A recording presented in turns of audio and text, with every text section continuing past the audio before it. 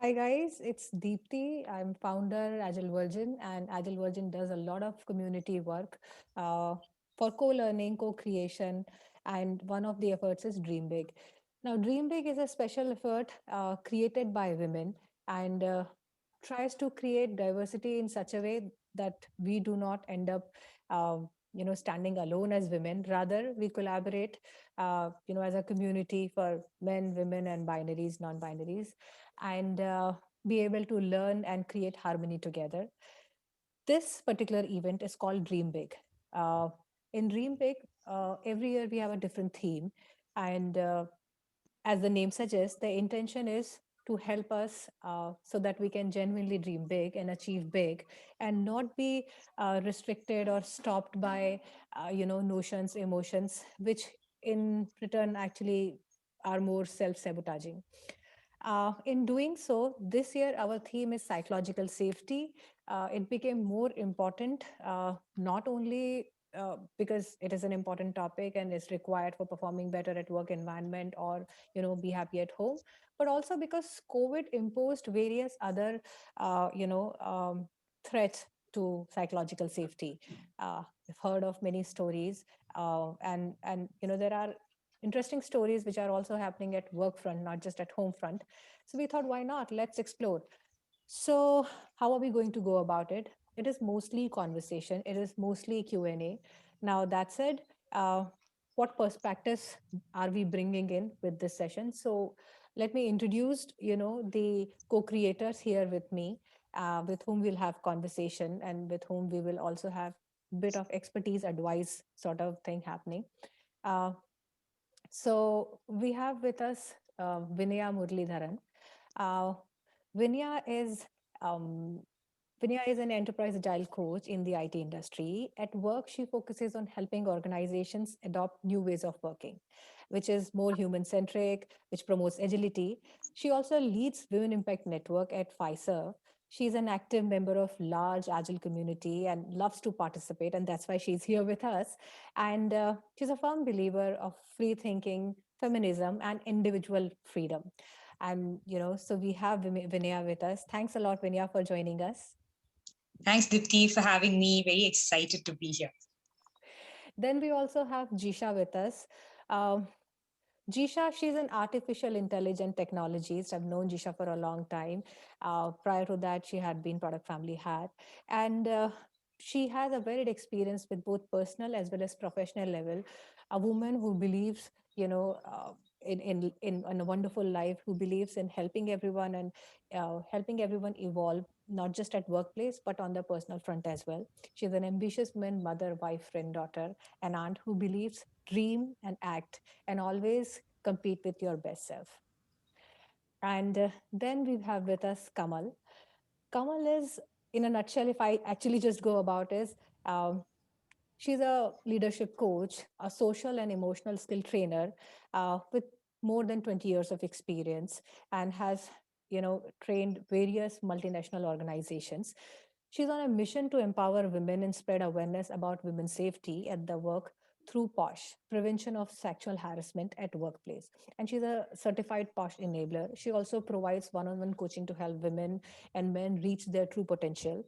And she's also a certified limiting belief practitioner by Dr. Joe Whitall, uh, who is himself featured in, The Secret. I'm sure you must all have heard about it. And last but not least, we also have with us uh, Sulabha Subramaniam. Sulba is a consulting therapist. She's a trainer and life coach as well, more than 25 years of experience. She's founder of, a social work group which primarily focuses on women education and health. She has been part of various NGOs. Prior to that, she has worked with MNCs, and right now she's also a committee member to Internal Complaints Committee. That works with certain companies for POSH. She also runs Mitra, that emotional first aid teleconsulting helpline. And uh, so, in case you guys want an emotional well-being, you probably would want to reach to Sulabha. So that was all about the program, and that was all about the experts we invited in. And with that, I would want to hand over the conversation and flow of event to Vinaya. Vinaya, over to you. Thank you, Dipti. Thank you for that lovely introduction. And as you all heard, I also see the audience. It's such a healthy mix of people from a variety of genders. It's really good to see the interest across the spectrum. So that's really nice to have that kind of representation.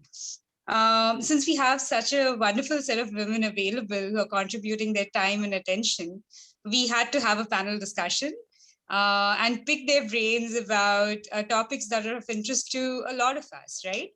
And I'm sure there are great insights and questions from the audience. So I'm going to request Jisha to be my partner in crime in moderating this panel discussion. And have a look at the chat, bring your perspectives in, Jisha. If you hear great comments from the chat that you want to call out from the audience, please just interject and do that. Awesome. I see the thumbs up. And with that, we'll dive right in. So, Dipti, we're going to start with you. You gave us this wonderful introduction about the program, and we're calling it Dream Big, right? So, my question is based on what the program is called. So, what do you think, in your experience, enables women to follow their big dreams, and what detracts them from it? And if you have a personal story, we'd love to hear that.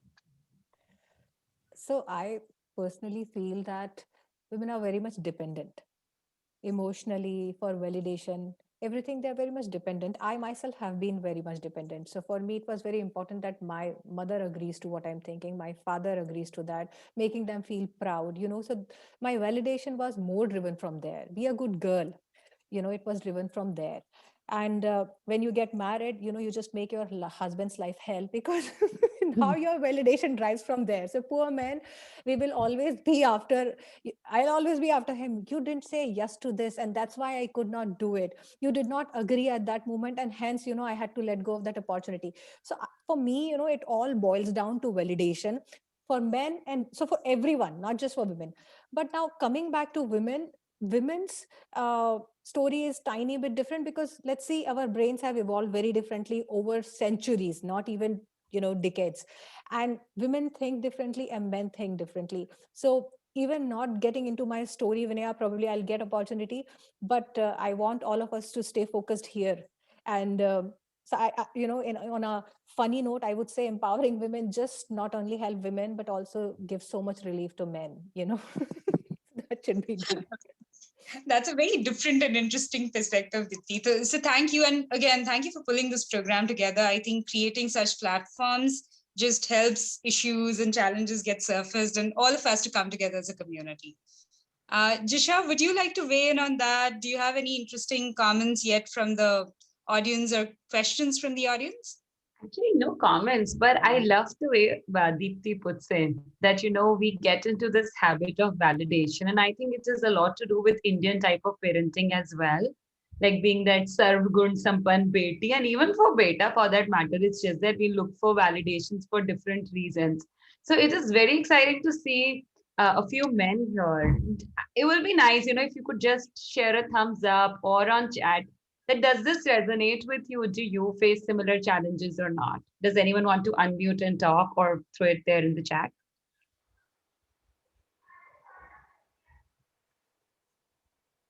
No, no comments? Silence taken as yes? Okay, here you go. All right. I see. I see a comment from Tanmay that validation seeking is universal. Yeah, True that. that's true. That's true, actually. I mean, it's not just in the Indian scenario, it's there everywhere. It's just that, like, culturally, there are some variations, but otherwise, human species is infected by this virus. Talk about social media, right? Even if you're looking Oh, for it or yeah. not, you are looking for validation from the whole world to tell you that yes, you look pretty. Yes, a Why don't thousand you time thinking before posting a blog, will there be likes or not? Will there be comments or not? Exactly. So I think people are kind of building on this whole thing about getting attention, validation, etc. And again, right, while we're discussing this topic specifically for women, just because it's closer to International Women's Day, but I think it applies for human being as a race in general. Absolutely. Thank you, Jisha. And I see more comments coming in, very interesting ones. Keep them coming. And, it'll be nice to have a parallel discussion going on over there as well. Jisha, I have a question for you. We find ourselves, I think, not only as women, as human beings in general, in four different spaces, if I look at it largely. So there is one that is self, right? There are a lot of perspectives that are built by ourselves. Then we have the home space that we operate within. Then we have the workspace. Many of us are working outside of home, so the workspace. And then we have the society's context overall itself, right? So as we look at these four lenses or these four spaces, um, when you're trying to take care of yourself, home, you want to excel at work, you want to flourish in society, sometimes there's this pressure to just have it all. Do you feel it, Jisha? And if yes, how do you deal with that? I think I've felt it for so many years, not anymore, thankfully, because of the wisdom that came with time. But I think overall, it's a lot to do with us to begin with, right? Since I was a kid, there was this notion that I am a good girl, right? Every time you'll do a nice thing, you'll be told good girl and you'll get gifts and all that. And you kind of liked it. You were bribed for being nice, right? And you were never bribed for doing wrong things. So I think it just inculcates in you. And I still remember that my dad was like, oh, you're talented, be an engineer, but just do it from Delhi. And I never even went back and said, maybe I want to go to MIT. I never even questioned it. So there was like this so much conditioning that just listen to what your parents say and do not even have a healthy conversation, because that's not being a good girl. And then I think this notion comes from society, professional life, personal life. Like, when you get married, at least personally, I just wanted to have these superpowers, be a perfect homemaker, then be a perfect mom, a perfect wife. And then there came a point, especially after my son was born, I just couldn't do it all, because you have the same 24 hours in the day. And literally just 4 years back, I just started with one fine day that first of all, I need to quit this guilt. And how that happened, same situation for me. I ended up crying and going to work. Same situation for my husband. He just went laughing and he was like, it was a matter of a day for a 3-year-old son. It's fine.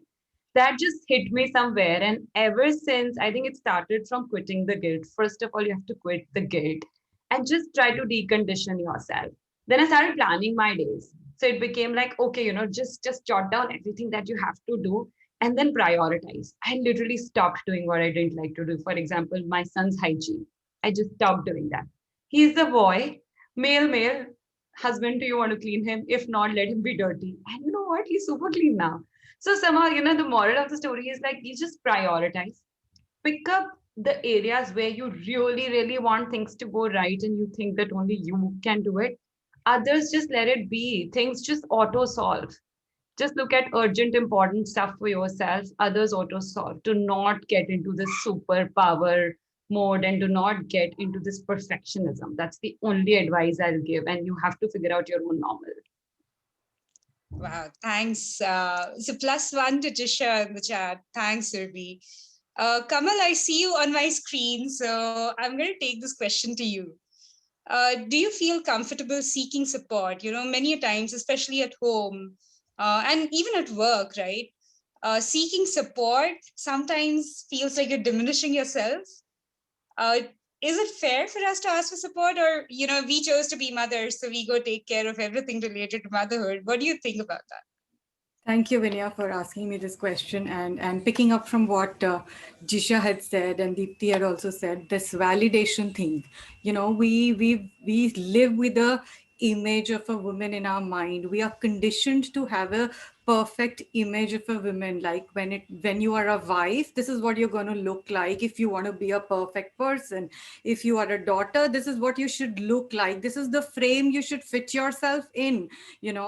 That is what actually makes us uncomfortable from within, because when we see us not fitting into that frame, we start questioning ourselves. We start feeling guilty about it. Oh, am I going wrong somewhere because I was asked to fit in this frame? and oh my god, I am unable to fit in this frame. I am not being a good mother, maybe I'm not being a good wife if I'm not coming home on time and giving food to my husband, or if I'm not able to give time to my children one fine day, I am a guilty mother. I feel so bad about it. And when I feel bad about it myself, what am I giving to others? That is one very important aspect that we keep missing all the time. And I always feel that every human being lives in their mind, and what they live in their mind is what they actually live outside also. So when we are disturbed inside, when we are not satisfied inside because of whatever conditioning that we've got, we tend to show that dissatisfaction, show that unhappiness outside also, and in turn we try to create that entire vicious circle around us, because then things start falling apart for us. So the first thing is, yes, we have to break that validation circle. That conditioning needs to be broken, that there is a certain set frame that you need to fit in. No, you have to create your own frame. There is no set frame. Every individual is unique. Every individual is their own person, so they will have their own frame. Create your own frame. Think for yourself what is right for you, what will work for you. When you can be happy, so the surroundings will also be happy. So support system is the best part of it. If you have, in every aspect, when you are a young girl, when you're going to college, who do we look up to? Who do we go to? Vinaya, I mean, did you have a clan to go to, a few friends, somebody? Absolutely. I also have an older sister, so I completely idolized her. She was Yeah. like up on a pedestal for me. So yes. Yes. So we always had somebody to cry, go back to and say, oh my God, this is going wrong. Oh my God, this guy, I met him and, he gave me these looks. Everything we used to, bounce back, and then it used to come to us, and then we used to find our way. So same thing, actually we lose that when we become a wife, when we become a mother, we lose that. Hold on to that. You need to have a strong support system around you. It could be your friend, it could be your mother, it could be your sister, it could be your brother. Why just females? It could be Oh, of course. anyone that you Mm. can speak with, you can open up to. And also when it comes to being a mother, it is very, very important to have a support system. Very, very, because we all have been mothers, and we all know motherhood brings a change in our hormonal physiology as well. That Right. also impacts us to a great extent. So I feel that having a support system outside your circle, within your circle, wherever, is the most essential part of being happy. Awesome. Thank you. So basically, life is not a competition. We don't have to become like these trophy women Absolutely. who are acing everything. That's not the goal, right? Yes. And for me personally, I just share that, I've never consciously been very big about validation. I've been a bit of a quiet rebel, I would say. I'm a bit introverted, but still a rebel. So That's I've good. always felt that. But still, each time I get praise, I feel good about it. Each time I get harsh criticism, I feel a little bad about it. And that's a way for me to see that, okay, I am a part of this. I do need that external validation. And reaching that kind of Zen state where you're like unaffected by any of these external factors is a really long and tough journey. So I think the validation loop is something that all of us at some level of degree are probably a part of, and gradually being able to move away from that is probably also a journey of self-confidence. So thank And you all. just to interject, Vinaya, like I think validation is one aspect, but as far as praise is concerned, it will definitely motivate you and it's good. But I think the question here is, what are you working towards? Earlier, it was like this conditioned self wherein you want praise for being a good mother, good wife, good homemaker, and everything good, and then your work. Now, if say for example, cooking doesn't matter to you, then stop looking for praise there. Just keep it Mm. aside. It's probably not your cup of tea. Otherwise, praise is something that motivates you all. And on the chat, Tanmay has a nice quote there. Guilt is a social gamification. I like how you put it, Tanmay. And Tanmay, sorry. And then Surbi also has, written a few things about how validation is something that we keep looking for, and few others have validated as well. So, Validated that everyone wants validation. I yeah, would that's like to true. quickly add a point here, Vinaya.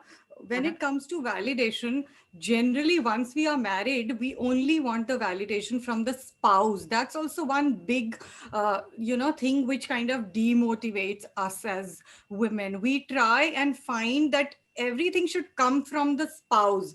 If everybody else is praising me, doesn't matter, till the time my spouse gives me that validation, only then it becomes worthwhile. That is also one very big issue that women face most of the times, and that keeps them demotivated and unhappy. So that thing also needs to be channelized, that that one person is very much a part of your life, but that person is not the one who will create your life. So adding on to that, Kamal, you very rightly said that women look for that validation. Yes. I always used to wonder after having this fight about anything with my husband, um, very easily labeling, oh, you don't love me.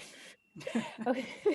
But Yes. what I was looking, he's like, oh, you just want to hear a yes from me. How can I say yes when I don't really feel like that? Yeah. And then I'll feel like, you didn't, I mean, I never even felt like he didn't even ask me. But because for me, he was always right. For me, he was the one who is wise. So when he would do something, it won't even occur to me, did he even ask me for validation, or did he even ask me for permission, or did he even ask me, is it good, right, better or not? So No. your opinion would matter or not to him. No, That's no, what. it never occurred to me. So that's what I'm Hmm. saying. It didn't even occur to me that if he won't ask, there is no problem. Hmm. So this, in addition to validation, uh, this conditioning that, subconsciously I was blindsided. He never expected me to seek permission or validation. And, he never, uh, not even once said that you didn't ask me. But it was my Need. conditioning, my Hmm. unconscious bias. Validation is one thing. You see, Yeah. man won't come after looking for validation. He only asks me, is this kurta fine? Am I looking okay in kurta? That's the So true. only thing, he has asked me. Otherwise, he'll be like, fine, let's do this, let's do that. I'm like, yeah, let's do that. Because see, in my head, he's right. He's doing fine. So True. I think that conditioning is more in women. Hmm. Some women I've heard, does my opinion not matter? I think that never happened to me, because for me, I thought he's doing right, whatever he's doing right. Because whatever he'll come and share with me, I'm like, yeah, right. I never had this thing. So the fight that used to happen, that um, you didn't say yes, or you didn't approve me, or you didn't like my ideas and all of that, come on, give him a breathing space. Okay, he doesn't like that, he does not agree to that, that's okay. Now, lady, it is your choice, do you still want to do it or not? What otherwise we end up doing is, we end up creating so much of sadness and drama around it, and we don't do it, and then, in our heart, over years, which gets accumulated way much more, and then we feel like, you stopped me from going. So did we do the conversation? Thanks, Dipti. Maybe that's something we could get Sulabha's thoughts on. So, Yeah, Sulabha, actually, I've been like listening, and it's really very interesting. The thing is, we are like as a species, we are driven by emotion. Like the emotion center is a very important part of our brain, right? So validation in itself is not bad, but craving for it to the extent that you are extremely uncomfortable without it, that's the bad part, right? So this is like we are like psychosocial people, like psychosocial animals, right? So we need that comfort of having a tribe, having a family, having a community, which is okay. But when you push yourself to a limit, feeling that unless you have everybody around you approve what you do, you're not okay, then it becomes a problem. Like I think Kamal or Jisha, someone said, okay, yeah, we all like praise, and yes, it is motivating, but then hankering for praise and pushing for it and feeling extremely depressed and resentful, reactive, if you don't get it the way you want, when you want, then that creates a problem. And Dipti said it right. I mean, you need to make uh, your views or your needs felt. Telepathy is highly hyped. We expect that just because we are living together, whether it's your husband, your brother, your son, your colleague, or whatever, we are together a lot. Therefore, automatically that thought transfer has to be there, like one science fiction movie. It doesn't happen. To some extent, yes, you get the vibe, but then if you do get the vibe, you need to go and ask. And if they don't, you need to speak up, right? And that doesn't mean that you need to go and fight. There's Mhm. always a communication channel open. The way it's just like how at work we would talk to a customer the way they would understand what you want to say, and you would try to ask questions or get to know what their needs are. It has to be that kind of an open conversation. That is what leads to some middle ground. So you shift from blaming to problem solving. That is what is needed. Then this works. So yeah, conditioning, yes, a lot, but much of it actually comes from our own need to do everything. Like these four lenses that are there, we want it to be on top notch in all the four fields at the same time, all the time. That is where the problem comes, because then it's like revving up a car at full speed permanently for the next, like, whatever, 1 year. The engine is going to burn down. So it's like that. Like, you need to know when to give what some predominance and let some other things take a backseat without feeling guilty about it. You ask for help, get it, not get it, then you can, like, you know, I think Jisha said prioritize. At that particular point of time, I will let something else take a backseat, but it's not as if it's going to be a permanent thing. So you need to have that kind of a buffering system, Mhm. then that works. So you need to have a balance, you need to have clarity. For that, you need to know yourself well. Excellent. Thank you so much, Sulabha. A lot of good thoughts there. And the car revving up the car engine is a great analogy for us to, keep in mind. Yeah. Um, so the next question, Kamal, maybe I'll get your Sorry views in on to this. interrupt, Vinaya, but there's a question from the audience on the relevant Sure, sure. topic. It's from Tanmay on what are your cares and do you have the capacity to take care of your cares? If yes, what is the cadence? I didn't know what are your cares meant, so he helped me understand. It's like different domains of care, like your health, work, personal development. So that's the question there. It's not Okay. a question, it's rather than a comment, because I was hearing that yes, usually women are more stretched because a lot of domestic responsibilities. I know we should not have a gender gap, but it still exists in a society like ours. So I think, Jisha, it's going back to that. What are your cares, are right? Suppose in which areas of my life I want to excel. Like if I say there are three or four, I can definitely find the time. But if I have 10 things to excel, 24 hours is not enough. Agreed. Totally. Thank you so much, Tanmay. That's a good one as well for all of us to think about. I think we can reflect on it even offline. Do we really know what our cares are? Do we have too many? How do we prioritize amongst those? So those are really good Yeah. thoughts. Thank you so Yeah. much. Exactly. Otherwise, you go into a burnout. Exactly. We're going Yeah. to burnout because also there is a saying that we don't get tired by doing the work. We get tired by doing the work which is doesn't inspire us. Yes. Mm. Very true. Very true. Thank you so much. Anything more from the audience, Jisha? No, I think we're good, but some interesting chat going in parallel. Well, I Awesome. can I can add some distinction, though this have not been discussed. I think we are predominantly moving to a more feminine kind of leadership because we are no longer the hunter gatherers who need to go to war, right? So we are now in a civilized society, and even we are changing the leadership or the management style because I think everyone here has some connection with the agile or some kind of thing close to agile. So in the earlier model, it was more command and control, which is masculine. But now, what is the opposite of command and control? It is care and connect, right? So if you're moving towards a leadership which is care and connect, that is a feminine energy. So even you are a man, you have to move towards that.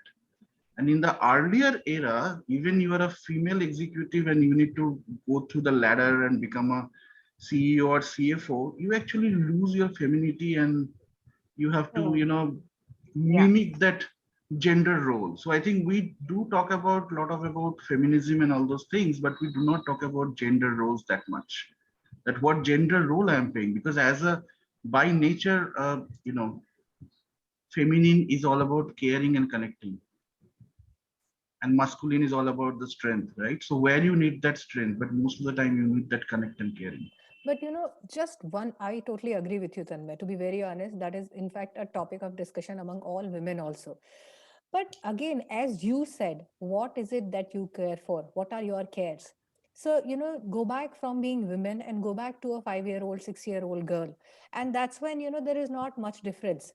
Of course, Yes. there also you will see girl tend to be more caring and soft, and boy tend to be more hustling. I have seen that. I have seen that in my kids' pre-nursery and nursery, and we would talk about, we'll just be standing observing our kids and talking about that. Look at that. I've also seen a lot of social experiments where, lemonade was given to girls and boys. Hmm. When girls tasted lemonade, it was not good. And they're like, yeah, it's okay. Yeah, yeah. And the boys were like, it's not good. I think that's the mental construct we were talking. And Yeah. also in line with what you are saying, that, there's a difference. But then if you ask someone's aspiration, there are girls who don't want to have kids, or there are girls who want to live with their husbands but not with their in-laws. How do you define that is right or wrong? Wherein in a society where the conditioning is women have to live with their in-laws and men don't Yeah. have to. So that is the wrong part of social conditioning, But right? that's what I'm So saying. And so, that's how, about the whole caring part, I think it has to depend on women in a conversation. Again, with all these panelists, we had done a lot of conversations. A conversation was about, probably a woman wants to have a kid, but doesn't want to be a full-time mom. And so yes, she that's needs, true. That's true. yeah. So that's the thing. So, yes, we all agree that there shouldn't be a haste of proving that, yes, I am that woman who is nothing less than men. No, it's not about that, but it is about how she can think beyond biases and choose. I don't want to be a mom. I don't want to be a wife. I want to be a partner. You know, I don't want to get married. I still will live with my partner. So, those things, I mean, of course, it all sounds extreme, but yeah, there is no competition. Yeah, that's What, true. yeah, there's no competition. What side does she want to embrace? Does she want to be more like her friends, the boys, or she wants to be this girly girl and be princess, and which is totally cool. That's her choice, and there will be a price to it. If she wants to depend on someone, Yeah, simply, sorry then to interrupt Deepti yeah, and Tanmay Or both. I actually, also even do not agree sorry. with this girly girl thing. yeah. That has to go away. Because if Okay. you talk about, LGBTQ and all Since those other things, I think it has to be okay. literally gender Okay, taken away since from since we are everything. since we are having this conversation, let me ask something which is on a lighter note. Who have seen Bombay Begums in Netflix, which was Go just ahead, released yeah. last? Oh, Something yes. on my list. Yes. Yes, I have. I have, because it is about Posh also, because it shows a lot of things about internal committee and how it works and everything. Apart from that, it gives a different perspective to different type of women and how they Yes. manage their lives and how well they manage their life, and some are unable to manage their lives well also. So it gives all the perspectives, all the narratives, and it is on individual to understand what the person is trying to take from that. Some would take good, some would take bad. But Tanmay, adding to the cares that you're talking about, and the part that you're talking about being caring and protective, I think each human being has a masculine side and a feminine side. Yes. All right. So it's not gender based, I would say. Which side, and it is only our conditioning that in women, uh, particularly the feminine side is heightened, because we always say, when even when the child is small, we say, if a girl is playing with a car or a bat ball or is running around, we say, what are you doing? Why are you trying to be a tomboy? We Yes. never say, oh, this girl is full of energy. We never put a positive connotation to it.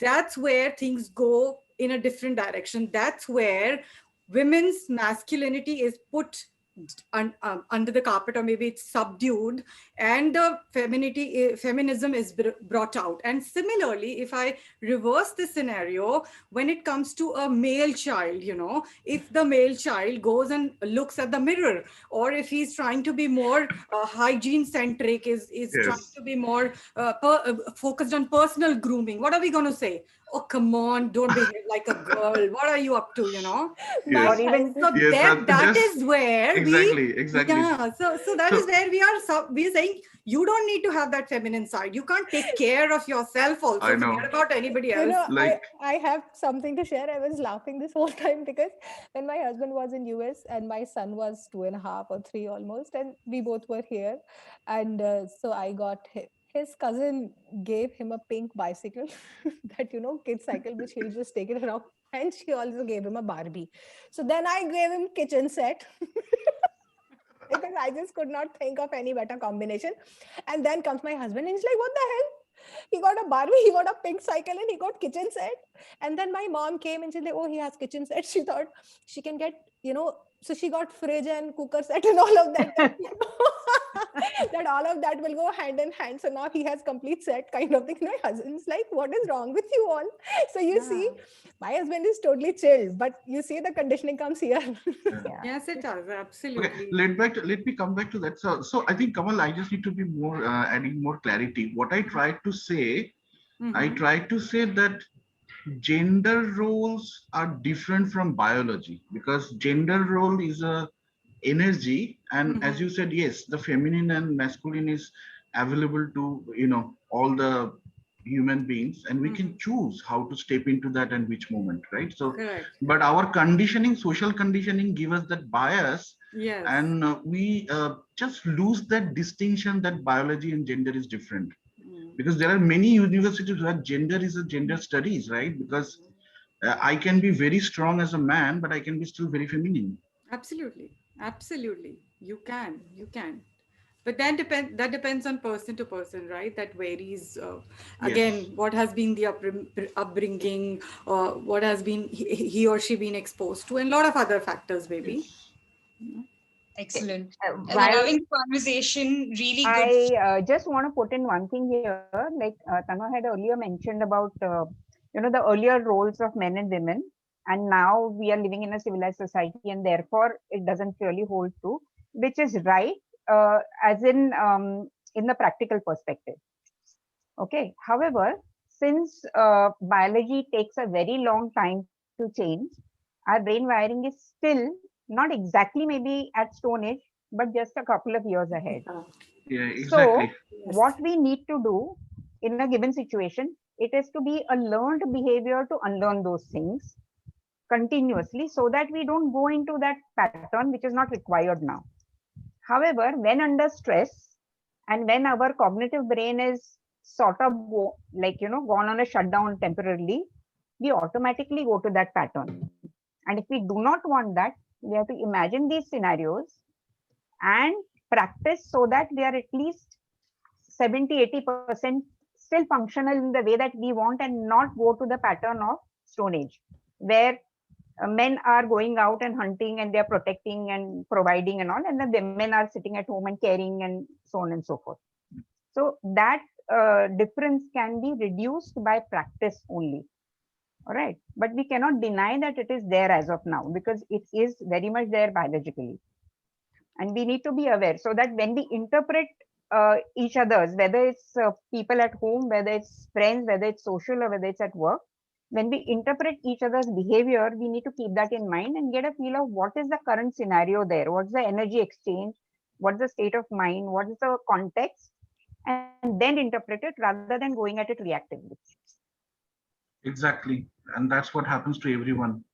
True. So, and that's a good thing you pointed out. Under we are not the hunter gatherer anymore, but under stress, everybody go back to their reptilian brain. And that is why men will give solutions when women want to be heard. And then women feel that, oh, you are like, trying to dominate, but it's a misunderstanding. And if women and men try to talk to each other, oh, this is what I meant and this is what I need, these incidents reduce. As I have seen in so many years of counseling, it's a matter of understanding and not going from our default mode. Thank you, Sulabha. So picking up that thread, so you're saying let's have open communication channels, let's voice out, speak out, the kinds of things that we're feeling, right, to generate more understanding. True. Let me take that to Kamal. So Kamal, talking about communication, one person we should probably be communicating with a lot is ourselves. So given all these challenges, and it's not only women-centric anymore, right? For all of us, there are so many challenges. There's validation. How do we diversify the support that we get, the validation that we look for, the kinds of norms a lot of us are held up to? How do we sort of avoid the stereotyping? There's so much to look at. If you were to stand in front of a mirror every morning and talk to yourself, give yourself a pep talk, what would you say to yourself? That's a wonderful thing to ask, because that I have been doing for the past 2 years, and it has really helped me. And I think Dipti knows that I have been working on this. See, what happens is when we are looking for validation and we don't get validation, as I earlier also said, we get into a vicious cycle of negative thought processes, right?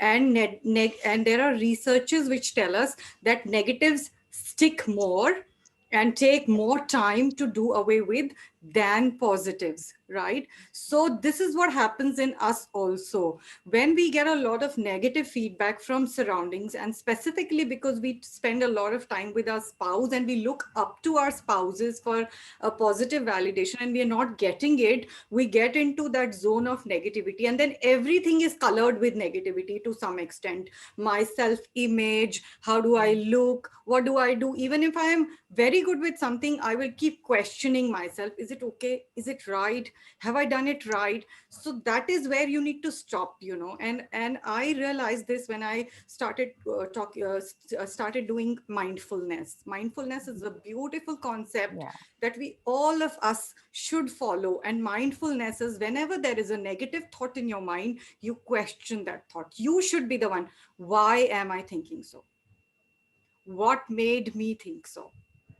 Mm-hmm. The moment we question that thought, we've stopped negativity, and when then we will come with an answer in our mind. That's our own self-talk, and that's what should be done every single day. You can call it self-introspection, you can call it self-questioning, you can call it self-leveling, you can call it mind detox, you can call it anything, and it works even better than meditation.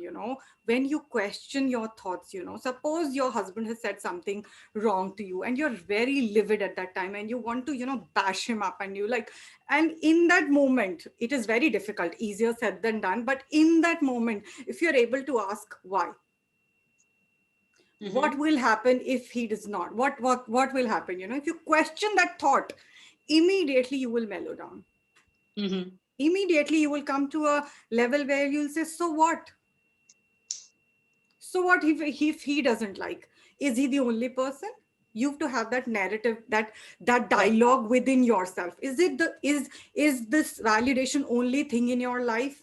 If yes, then you can keep crying about it. If no, Mm. then what can you do about it?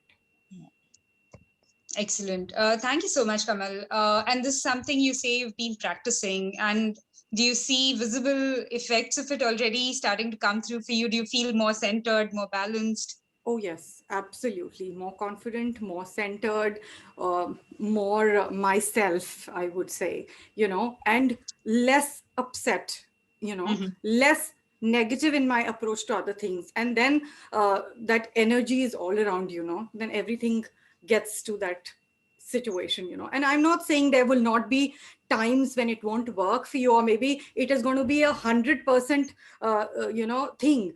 There will be still times when you will be very upset, when you will feel like crying.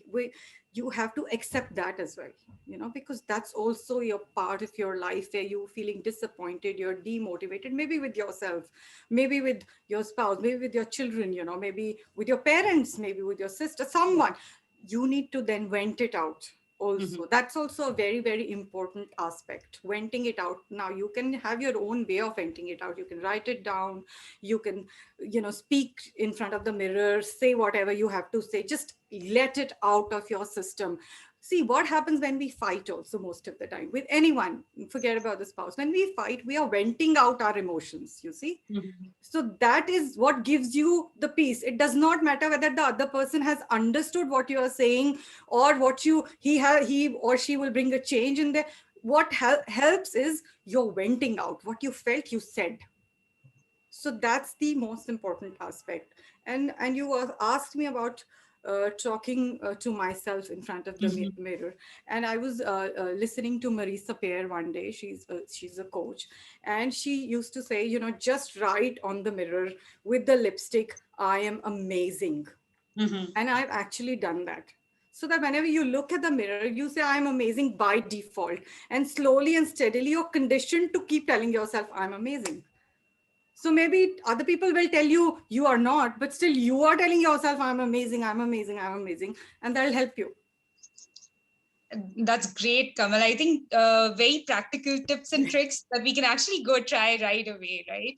Thank you so much for that. Thank you, Vinaya. Sulabha, I see you smiling and nodding along as you were listening Yeah. to Kamal. So I have a very specific question for you. This whole sometimes denying the way we feel, that I should not feel upset, I should not be angry, is that healthy? What's a good, healthy way of tackling emotions like these?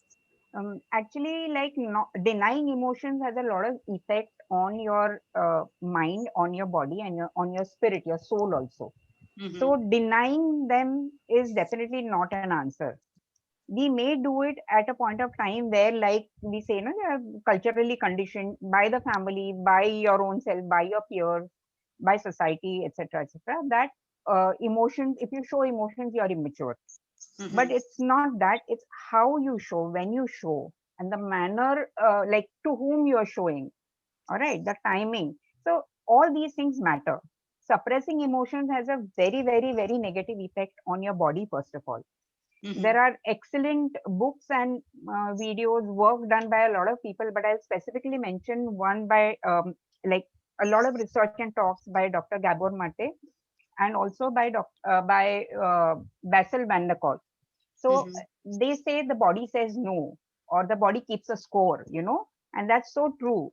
If you see, like whenever people are stressed, whether it's men or women, I'm like not talking about women, just women anymore. It's emotions in anybody. When you suppress them, whether like whether it is because you don't have anybody appropriate to express or whatever, but when you feel it's not appropriate to express it, then what happens is it sort of corrodes you inside. So you start getting lifestyle diseases, like diabetes, BP, etc., etc. You will get irritable bowel syndrome, you will get acidity, so on and so forth. You get migraine, you get different aches and pains, and you keep going to various doctors, and you get temporary relief, but finally it comes right back again. And that's because you are not honest to yourself. What is it that you're feeling? Like Kamal said very rightly, we need to dig inside. Be mindful of your thought. Be mindful of what you're experiencing. So about thought, about emotion, about your body, what sensations it's giving you, because body gives you the signal right away. That's the beauty of mindfulness. And also, like in Gestalt, we use that so much. All body work is excellent because it gives you an indication of something is wrong way too early, much, much earlier than thought. So you listen to your body, listen to your gut. I'm sure, like, I mean, everybody knows we talk about gut feeling and all that, but basically, there is a very scientific basis to it. Like there is this thing where it's almost like there is a second brain in your gut, and that's because the nervous system has got a very big sort of a branch which is expanded and present in the gut. Another one in your chest, so lungs and heart, and another one at the back of your neck. So if you see, whenever we are stressed, any negative or even positive emotions, in fact, when you're excited, when you're afraid, when you're anxious, anything that is beyond a tolerable limit, cooker ki sitti bajne se pehle, it goes beyond that, then it starts showing in your body much earlier. Okay. Excellent. And that is where you pay attention. So mindfulness practice helps you that, like you pay attention to your breath, you pay attention to what your body is telling you. Every day you do a calm, like it doesn't take more than a couple of minutes. You sit calmly, you do breathing, and you do your body scan, and it tells you, it like starts improving on your antennae, and you catch these signals much earlier. And then you ask yourself, what is happening? Why is that part of, what is that part that's hurting trying to tell me? That will take you to your innermost thought much earlier than your conscious thought. And then you actually note it down, rather than just saying, oh, like that's what happened and that's why I'm disturbed. But once you do this mindful breathing and body scan, you calm down, you get the thought, you note it down. When you have it visually in front of you, it gives you clarity. And then you can dispute it well, rather than working at it in your head. So then you keep, like Kamal said, keep cross questioning. Why is this right? Why is this wrong? What are the factors? What are my pros and cons? Who's my support system from within? Like what are my resources from within and from my environment? What Mm-hmm. is it? What is the worst that can happen? What do I lose if I do this? What do I gain? So then what happens is you get some sense of control. Mm-hmm. Everything goes wrong in emotions because we get that thing of like we're losing all control. And that's terrible. Like, we have very little tolerance for uncertainty. So when we feel that we are losing control, we go berserk, right? So then Mm-hmm. when we do this, we understand what are the things that we can focus on for control. Control as in not control, but Yeah. regulation. What can you Mm-hmm. really do about it? It gives you something to do, right?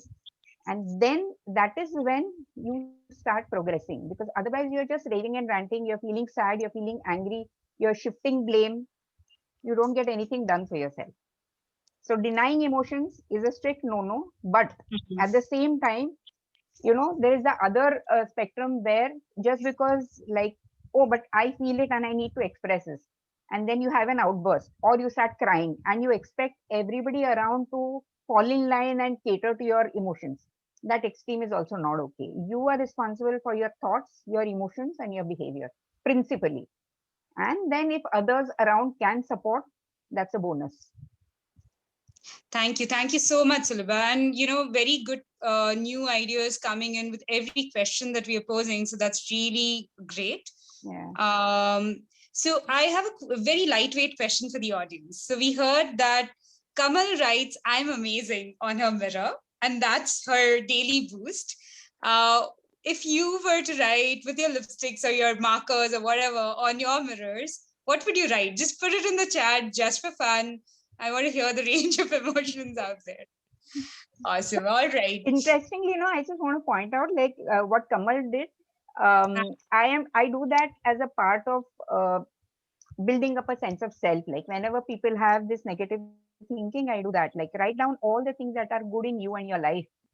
Keep Mm-hmm. adding to it, and every day you stand in front of the mirror and talk. Tell yourself. And the end of the story, you give yourself a thumbs up, a smile, and say, "I love you." That's a It really really good. works well, because what happens is our brain is so used to taking in the negatives, because we were in the stone age, you remember, we were living Uh-huh. in the jungle, and then we had to be very specifically and very quickly warned about danger. So our brain is made that way to keep track of the negatives and to hold on to those memories, but we need a balance because we are not in the jungle anymore. So this kind of Excellent. a thing, like I'm amazing, or like reminding yourself, having gratitude for whatever you have in you and around you, that really helps to keep the balance. Awesome. Thank you so much, Sulabha. Sulabha, with all your expertise, so my next question is coming to you as well. I think we heard a lot of things. A lot of them could be symptoms of more deep rooted causes, right? So I want to hear from you, your experience. You've seen so many people coming to you for help. Have you noticed any big patterns emerging in terms of root causes that need to be tackled immediately as a society, as an organization, as a family, as somebody yourself, right? Have you noticed big root causes emerging again and again that we should all be aware of and looking to tackle directly? Yeah, definitely. I mean, there is a lot of commonality, which is very reassuring, in fact, because then you can work on it. Right. So yeah, some of the things we've already covered. So I'm not going to go into in depth about that. Some of the root causes. So one thing is definitely that superwoman syndrome, where you feel like I must be always on the top of everything, and I must be able to do everything in all the spheres all the time simultaneously. So that is a big root cause, because you push yourself too hard, you expect too much out of yourself. It's almost like a demand that you better be a winner or else you're a zero, you know. So that Right. is a big root cause for a lot of stressors, for self doubt, and all the things that stress brings about. So it's like resentment, it's defeatist attitude, it's shifting blame, it's like bodily signs and symptoms, all those things come up. Then very often our expectations, when we say expectations, it's not really expectations, because like then they have to be realistic. They have to be like where they are considering what are the available things, and also considering that they should be feasible in that time frame. So if that doesn't happen, then expectations start being a big burden that you carry. All the time you're carrying that burden of like expectation from self, expectation from your various family members, expectation from peers, colleagues, society, community, etc., etc. So what we have to do is we need to select, at least for ourselves, what expectations are logical, sensible, and feasible for us at that given point of time in that given role. So it Mm-hmm. doesn't need to be uniform all the time, right? Understand. So that we need to do. And apart from that, others will have a lot of expectation. That's because our mind works like that. That's fine. We cannot have that thing ऐसे कैसे कर सकते हैं, ऐसे कैसे बोल सकते हैं, है ना? Mm-hmm. Fine, let them say. They are putting in their opinion. Like Dipti said earlier, you choose, right? And while you choose, you don't have to be on warpath. You can say very nicely, and you can say very uh, calmly, consistently, and assertively what is okay with you and what is not okay with you.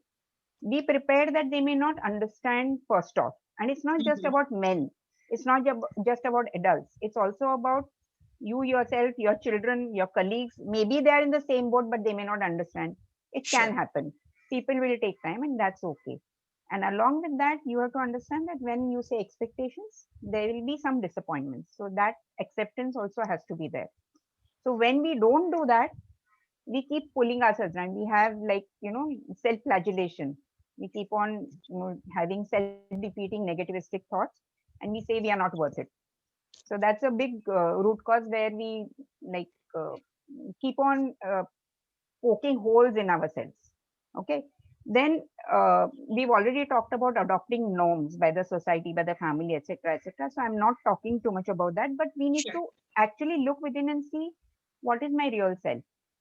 And it's a journey. It's not as if today I sit down and I chart out everything and I know. No, it's Right. like a continuous sense of discovery, and acknowledge the changes, and that's okay. You never came in with this lifetime warranty that like, I'm going to be like this all my life. So it's okay. You'll change. Right. There will be some minor and major earthquakes in your surroundings, and then it will settle down. What we need to have is that resilience to bear with that disturbance for that time being. What we expect generally is that if we are telling something nicely, everybody must understand, accept, and be okay with it.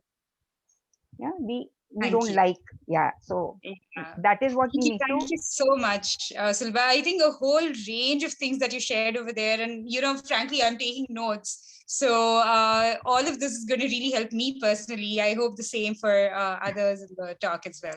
Thanks a lot.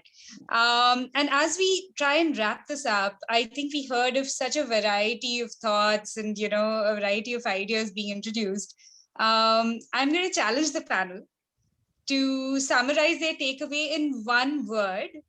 Okay, just one word that really stuck with you that you're going to go explore in your own time a little further. And Dipti, we're going to start with you. One word takeaway from all this wonderful conversation that we Choice.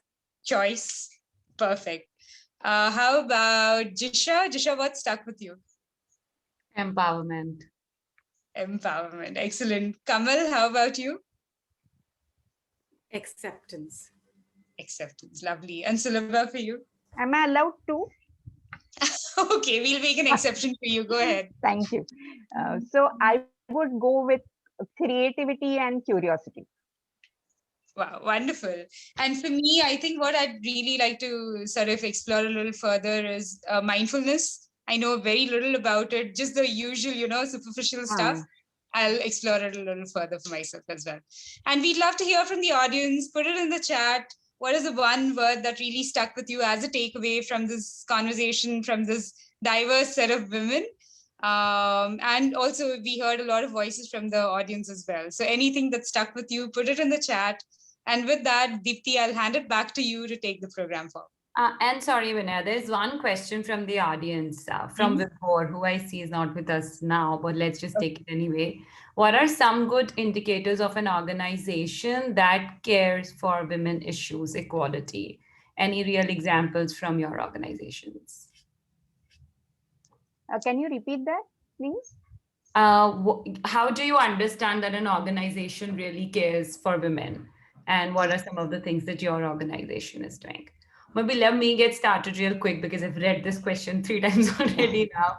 I think I would honestly say that we are changing. So I would talk about what we are trying to become.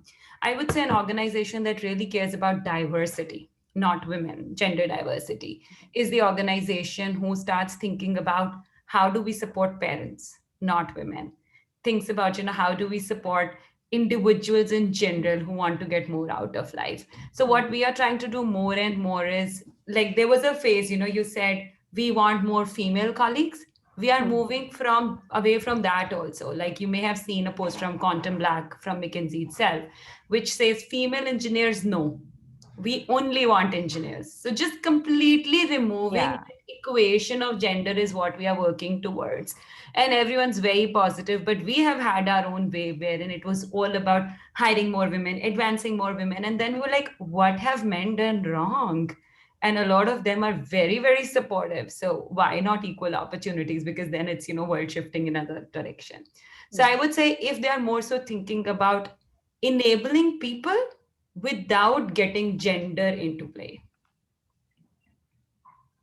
Also, Excellent. I feel there has to be a space where women can talk about their genuine issues without feeling they will be judged for it.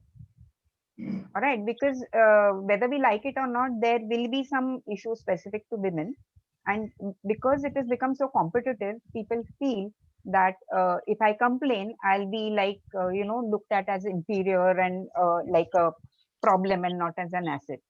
So I think that freedom should be there, not just as a woman, but of course, like you said very rightly, it has to be inclusive for everybody.